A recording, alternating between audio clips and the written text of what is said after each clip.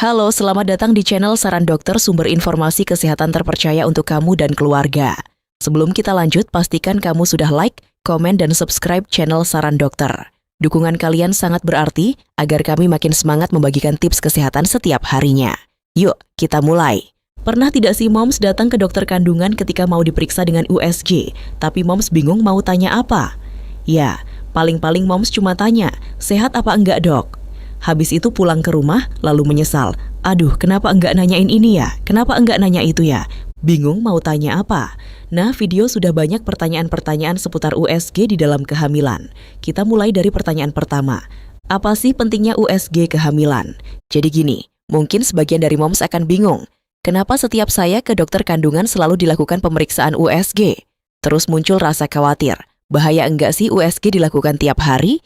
Jangan-jangan nanti menyakiti si janin dalam rahim. Apakah harus selalu dilakukan pemeriksaan USG? Nah, jadi begini. Pemeriksaan USG itu untuk dokter kandungan ibarat stetoskop untuk dokter penyakit dalam. USG ini adalah alat yang relatif aman, atau bahkan sangat aman untuk kehamilan karena tidak ada sinar X di dalamnya. USG menggunakan gelombang suara.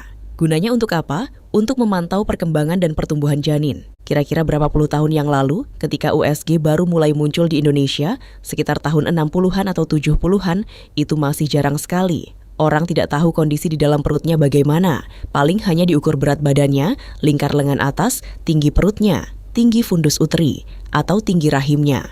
Berdasarkan itu saja, tapi kita tidak tahu kondisi air ketuban, jenis kelamin, atau ada tidaknya kelainan pada saat itu. Tetapi sekarang dengan adanya USG, kita bisa melihat itu semua, pertumbuhan dan perkembangan janin, dan USG relatif aman. Kapan dan berapa kali USG kehamilan sebaiknya dilakukan? Nah, ini juga bagus nih. Biasanya orang suka bingung kapan ya saya ke dokter. Apakah saya nunggu-nunggu dulu saat kehamilan saya makin gede baru ke dokter atau kapan? Intinya begini, ketika moms di sini sudah hamil, tahunya hamil kan biasanya dari tespek yang positif. Tapi sebelum tespek, biasanya moms telat menstruasi. Ketika moms di sini telat menstruasi atau telat haid, dan tentunya moms pasti akan berpikir jangan-jangan hamil, lakukanlah yang namanya tespek. Tespek dari urin itu lebih gampang. Kalau 2 garis artinya hormon kehamilan meningkat. Saat itulah moms boleh mengatur waktu ke dokter kandungan supaya dokter kandungan bisa memastikan hasil tespek dengan kondisi rahim. Jadi kalau tespek positif, di dalam rahim mestinya sudah terlihat adanya kantong kehamilan. Itu biasanya ada bulatan warna hitam di dalam rahim. Tujuannya untuk memastikan kehamilan normal dan letaknya normal. Karena kehamilan itu ada 2. Ada di dalam rahim, intrauterin, dan ada di luar rahim, ekstrauterin atau kehamilan ektopik, dan itu berbahaya. Jadi ketika moms sudah telat menstruasi dan tespek positif di rumah, habis itu boleh langsung ke dokter kandungan untuk dipastikan dengan USG-nya.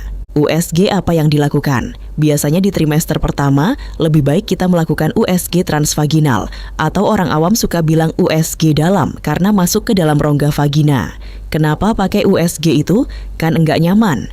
Iya betul, memang tidak nyaman, tetapi ini lebih jelas. Kita bisa melihat kantong kehamilan dan melihat janin lebih awal daripada USG dari perut. Karena kalau USG transvaginal itu biasanya di usia kehamilan kurang lebih 6 minggu atau 1,5 bulan, kita sudah bisa melihat janinnya. Kadang kalau dari USG perut, harus di usia kehamilan yang sedikit lebih besar. Ini semua juga tergantung dari jenis dan kualitas alat USG. Karena USG itu ibarat kamera. Ada yang low end, ada yang mid end, ada yang high end. Jadi semakin canggih USG-nya, gambarnya pun semakin jelas. Dan USG transvaginal ini aman kok, nggak usah takut. Memang tidak nyaman karena risih, tetapi mestinya pemeriksaan itu 1, tidak sakit, dan kedua tidak membahayakan si janin yang di dalam kandungan. USG apa yang paling direkomendasikan? Mungkin moms pernah mendengar ada istilah USG 2 dimensi, USG 3 dimensi, atau bahkan 4 dimensi. Apa sih beda-bedanya?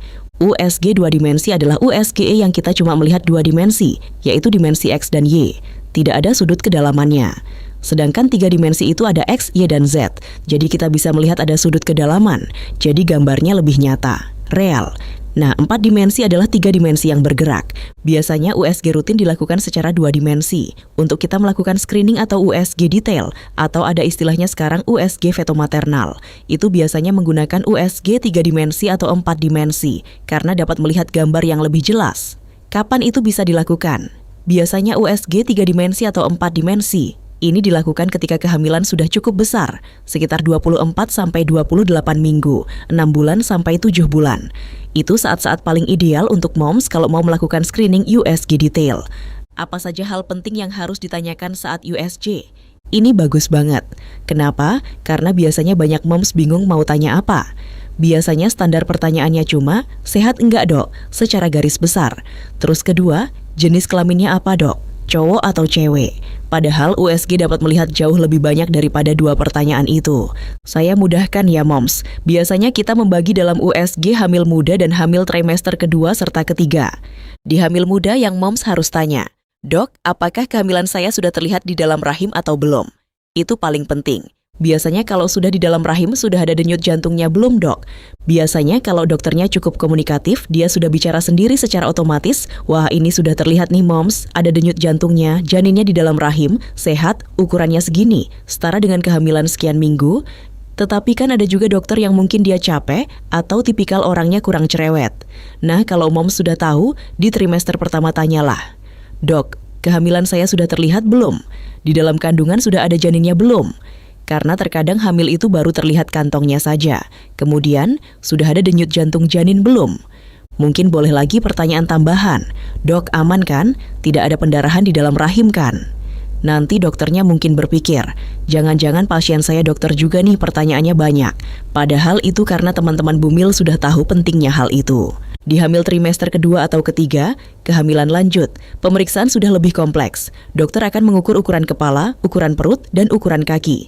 Karena sejatinya janin itu sama dengan kita orang dewasa, harus proporsional.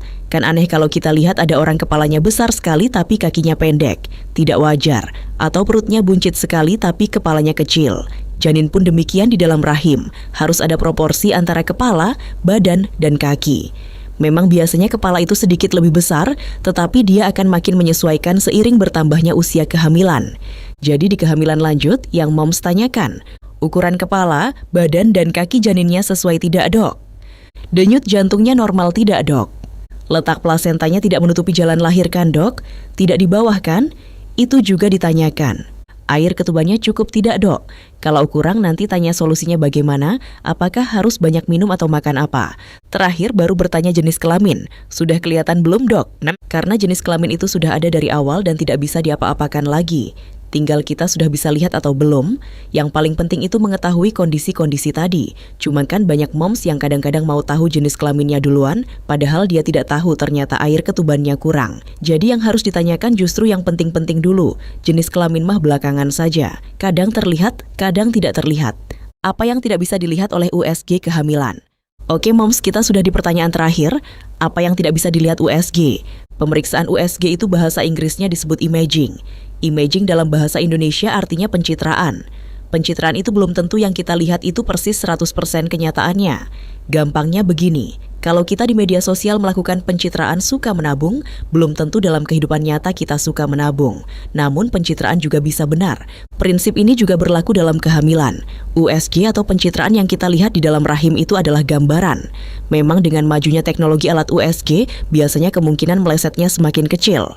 Cuma memang tidak semua bisa dilihat lengkap, masih ada yang dirahasiakan.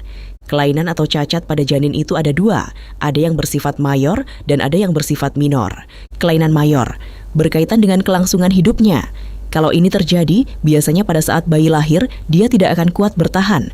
Contohnya anencefali atau tidak adanya tulang kepala. Begitu lahir, biasanya tidak akan bertahan lama dan bayi tersebut akan meninggal dunia. Kelainan minor tidak akan mempengaruhi kelangsungan hidupnya. Contohnya, mohon maaf, bibir sumbing atau jumlah jari, polidaktili. Misalnya jarinya tidak 5 tapi ada tambahan. Tidak semua kelainan minor ini terlihat. Mungkin kalau sumbing yang besar bisa terlihat, tetapi jari belum tentu terlihat. Apalagi kalau bayinya menggenggam atau posisinya menutup. Makanya biasanya pada lembar hasil pemeriksaan USG 4 dimensi suka dicantumkan. Tidak tampak kelainan yang bersifat minor, karena kelainan-kelainan minor ini ada yang bisa dilihat dan ada yang tidak bisa dilihat. Jadi prinsipnya pemeriksaan USG adalah pemeriksaan pencitraan. Memang semakin maju dan canggih alatnya, akan semakin jelas. Tetapi tidak semua bisa dilihat oleh dokter. Itulah pentingnya moms harus tetap berdoa. Itu tadi pembahasan kita hari ini. Semoga informasi yang kami bagikan bermanfaat. Jangan lupa like, comment, and share video ini. Terima kasih sudah menonton channel Saran Dokter. Sampai jumpa di video berikutnya. Salam sehat,